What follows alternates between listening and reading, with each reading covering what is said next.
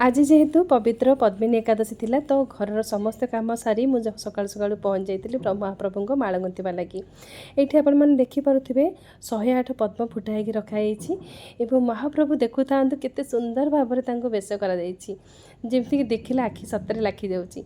तो ये कदली पट रखाई विभिन्न प्रकार फूल रखाई मुझे देखी केते कहापाई केते सुंदर भाव में सब फूलमाला ये गुंथा जाऊँगी जहाँकि प्रति एकादशी रे पुरी जगन्नाथ मंदिर को जाए और सेठारे थिबा समस्त पार्श्व देवादेवी पाखक माला प्रस्तुत करा जाए। जेहेतु फूलमाला खरा दिन बहुत गरम हो सुखी जाऊँगी ओदा वस्त्र से पकाई रखा सतेज रही।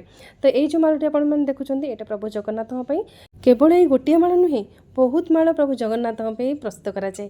तो ये 108 पद्म आपको पूरा पाखर देखा आ कुनमुन मैडम भी जाइए आज आईटा हूँ जेकोसी माला गोटे गोटे लकेट तैयारी हुए प्रथमे। तो आप पद्म सहित गेंडू देकी करेंगे पद्म सहित अन्य विभिन्न प्रकार फूल देकी लकेट प्रस्तुत करेंगे। तो यही मालाटी देखूँ केते सुंदर लगुच।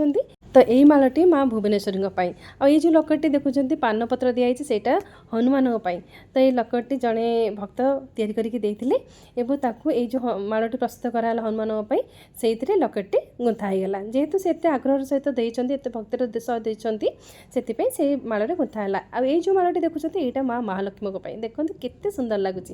महाप्रभुंर से कृपा से आशीर्वाद आज मत 4टी माला गुंथार सुजोग मिलला। गोटे हूँ साक्षी गोपाल गोटे माँ राधाराणी गोटे महादेव आउ गोटे बाटमंगला। वीडियोटी केमती लगे निहाती